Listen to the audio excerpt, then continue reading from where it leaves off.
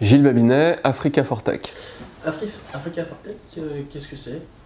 Alors, Africa for Tech, c'est une initiative qui vise à rapprocher les grands innovateurs africains avec des entreprises européennes et d'une façon générale à faire émerger un modèle d'innovation africain. La conviction qu'on a, c'est que les caractéristiques propres à de nombreux territoires africains, c'est la frugalité, l'agilité, la transversalité, et c'est finalement des dynamiques qui sont assez proches de celles qu'on trouve dans le monde du digital et qui emportent le monde de demain.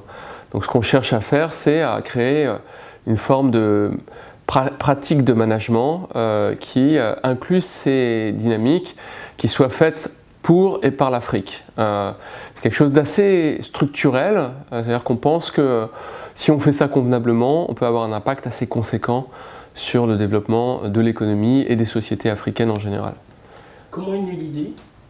L'idée est née au cours d'une conversation au Maroc entre mon associé et moi. On s'est aperçu qu'on avait la même vision à l'égard de ces dynamiques de développement de l'Afrique et qu'il n'existait rien. Il existe des écoles de management qui sont plutôt classiques, qui permettaient de poser une pratique différente. D'accord. Donc l'événement a lieu en novembre. Il est assez touffu. Est-ce que vous pouvez nous décrire l'architecture de manière un peu simple? Alors c'est un événement qui a lieu sur 3 jours, qui a lieu juste avant la COP 22 qui se tient à Marrakech.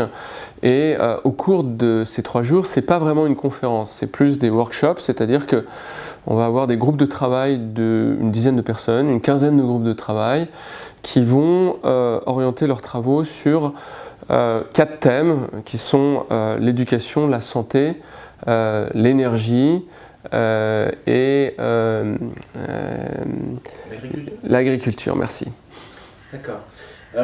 Donc c'est à la fois une sorte de bootcamp, mais aussi de lieu, de plateforme pour connecter les gens. Est-ce que vous êtes en train de créer une nouvelle forme d'événement? Est-ce que vous associez différents types d'événements?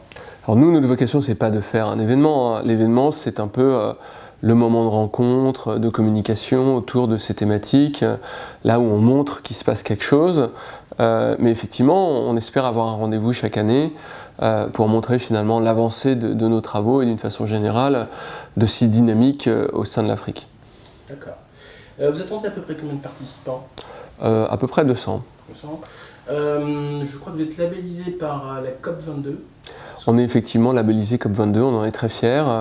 Et ça rejoint finalement des préoccupations communes qui sont faire de l'impact et faire de l'impact sain, c'est-à-dire en tenant compte des contraintes notamment d'environnement et de climat. D'accord. Je crois que vous allez faire venir sur cette rencontre 50 innovateurs en Afrique, si je ne me trompe pas. Comment est-ce que vous allez les sélectionner?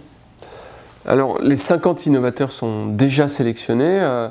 On a eu sur le terrain des gens dans différentes communautés qui ont sourcé ces innovateurs. C'était un très gros travail, ça nous a pris plusieurs mois.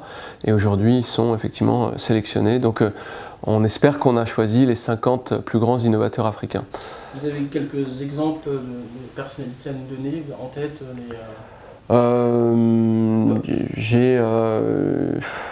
je pense que mon associé sera plus forte que moi pour vous donner le détail de ces innovateurs. Très bien, merci.